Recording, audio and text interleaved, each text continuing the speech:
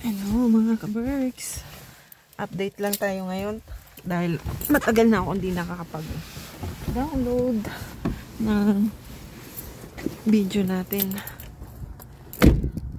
So, nandito ako sa trabaho. Sorry, magalaw. Fall na ngayon. Medyo nating puno na iba ang kulay.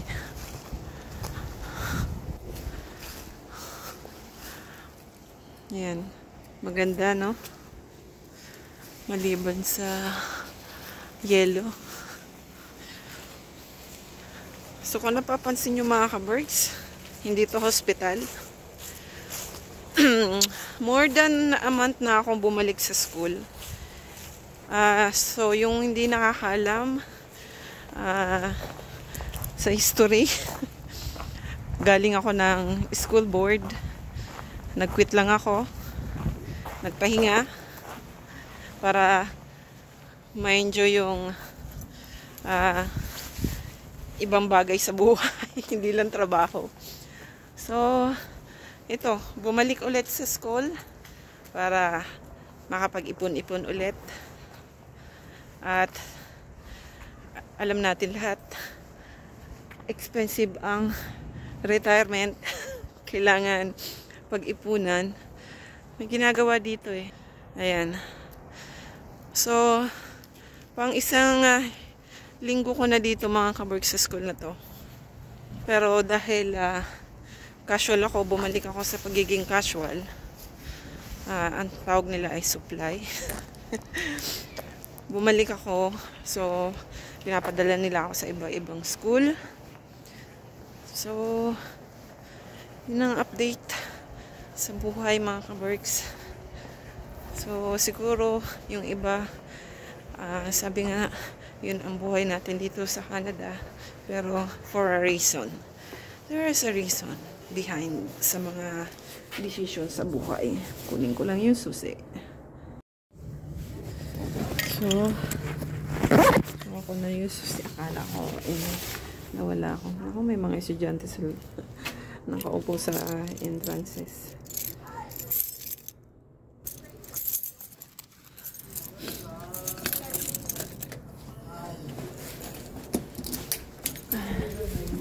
Hello.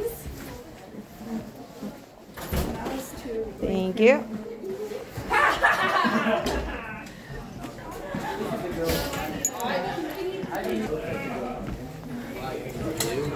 So, mamaya tayo mag-video mga ka-Berks pag umalis ang mga estudyante dito.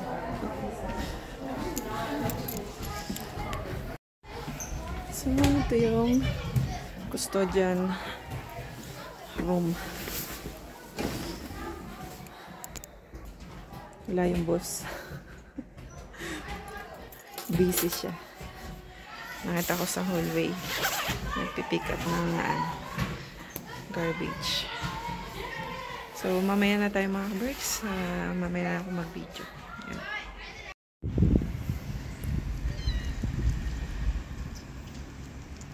Kibago-bagong bahay mga ka-Berks, oh. Sunog. Andito tayo sa Dr. Anderson School. Bagong school. I think bagong community. Bago pa eh.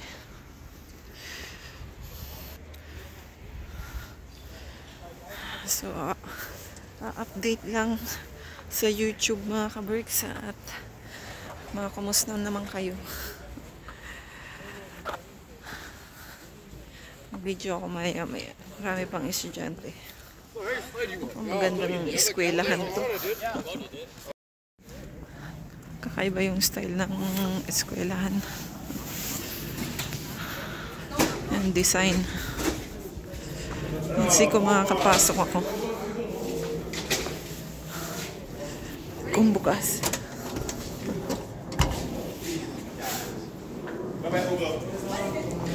Kailangan pumindot. Pindot tayo.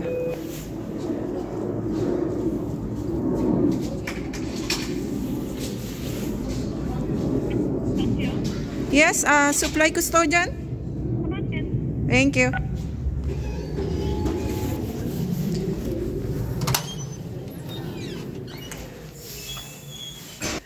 Grabe yung security. Ah, nice. Oh, wow. Parang airport. Break time mga ka-Berks. Sobrang laki ng school na to. At ito na ata ang pinakamagandang nakita kong eskwelahan. Kasi bago pa, yung architecture niya, ang ganda. Kakaiba.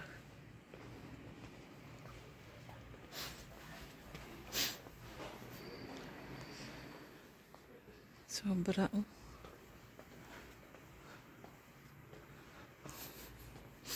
Ito ata yung library nila eh.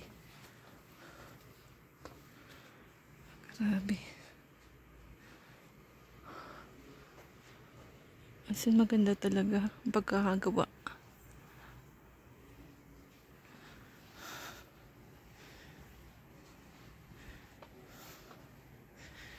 Public school to mga ka-Berks. Diba? Maganda ang public school. Ang laki, oh. Diba? Sa taas ako na-assign eh. Akyat tayo. 4 years pa lang daw tong building na to eh. Ayan. Ganda, oh.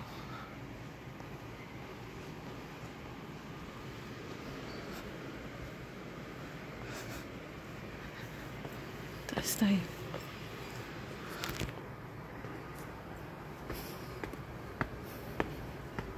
Parang ano to mga ka-Berks, parang yung airport sa Vancouver. Ay, pagkawig. Dito ako na-assign. Second floor. Ang laki. Diba?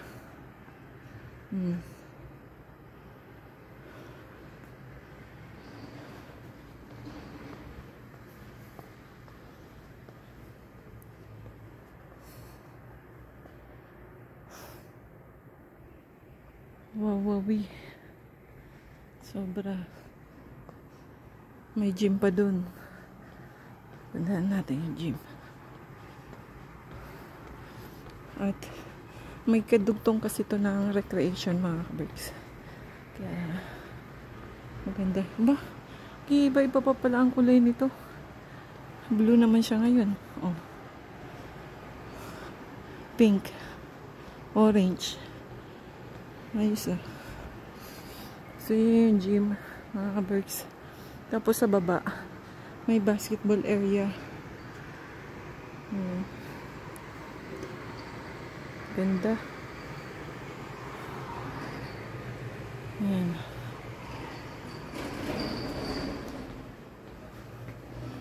Ito ang area ko eh.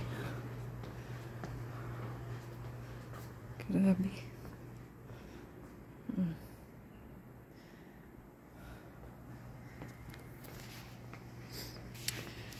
So, yun nga mga ka-Berks. Siyempre, kahit pa paano, pinaghahandaan natin yung retirement. Habang kaya pa magtrabaho, may lakas pa, yung tuhod eh, kaya pa maglakad. Kaysa naman, wini-waste ko yung time ko sa bahay ng kakapindot ng cellphone, kaka-FB, kaka-YouTube. So, I think mas mainam na maging productive ako habang may lakas pa ako. Maliban sa makapag-savings ka, ay makapag-save ka ng retirement, kapag bayad-bayad din ng mga pinagagastos. Yun. So, multi-purpose yung aking pagbabalik dito sa school. Yun. Tiis-tiis lang hanggat kaya pa.